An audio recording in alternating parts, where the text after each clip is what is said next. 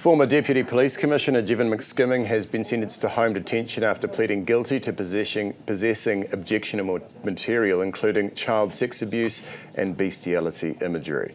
His lawyer told the court he was overwhelmed by a pornography addiction. Well, victim advocate Louise Nicholas joins us now. Louise, thank you very much for being with us this morning. You spend plenty of time in court as part of your job all the time. Did you think that the home detention sentence appropriately reflected the seriousness of these offences? Good morning, Michael. No, I was really quite disappointed, to be fair.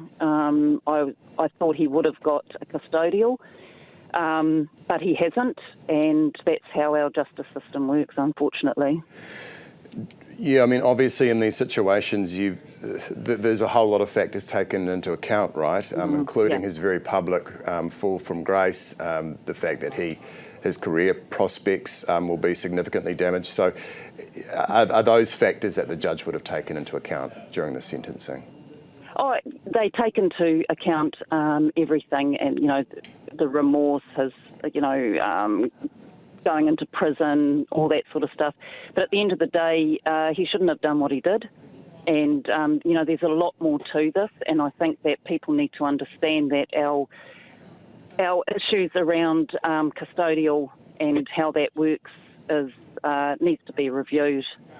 So, reviewed in what sense? Do you think that the courts or the justice system is, letting victims down? I mean, your work in court, are you seeing that quite frequently, that, people are just being let down? Let down in sentencings, yes.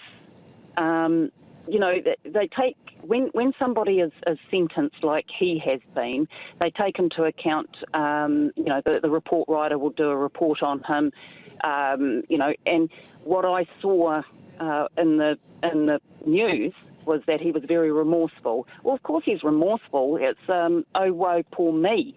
It's not actually about the victims in this sense. I mean, there are children out there that he has helped condone the harm against them. Now, for me, that he should be put on the child victims register, absolutely.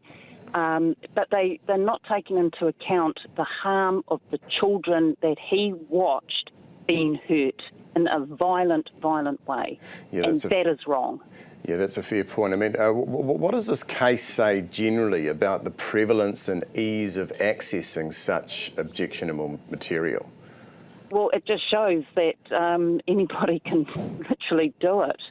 And, and I know that agencies right around the world are fighting the best fight they can to prevent images being put out into the dark web, and they're trying to prevent the children and even adults being harmed in the way that they are. So it's a horrible situation that the world is in, to be fair. But I don't agree with his remorse. I think that's he got caught and he's hacked off about that, to be fair. So I'm disappointed, really disappointed. The report into his offending found he had an entitled attitude and did the impact of his offending on himself and his loved ones rather than the victims in this case. So do you think that was quite an important factor and should have, led to a harsher sentence, essentially? I absolutely agree with that statement, Michael, to be fair. It's look at his status in the community as he was a high-ranking police officer, and he did the worst of the worst around the images that he was watching. So yeah, I think he should have been it should have been a custodial sentence, and it actually makes me laugh that they were worried about him going to prison because of who he is. That there alone is, that's wrong on so many levels. He's committed a crime, and regardless of who he is and what he was as a police officer, you go to jail and you do your time. Don't worry about the harm or the violence. I'm not a violent person, to be fair, but what happens in jail happens in jail. You just shouldn't have done it. Simple. Yeah, and Louise, looking at this case overall, what does it tell you about the courage required for survivors to come forward, particularly when the accused is in a position of power? Oh, look, it's, survivors, and this is the whole damning issue, to be fair, Michael, is the fact that, it has brought huge disrepute to the New Zealand Police.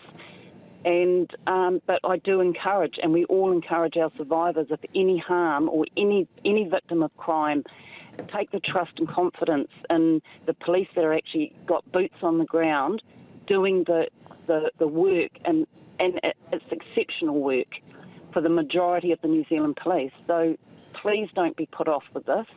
Please come forward, and you will get the support and help that you do need in moving forward. We really appreciate your insights this morning. As always, that is victim advocate Louise Nicholas.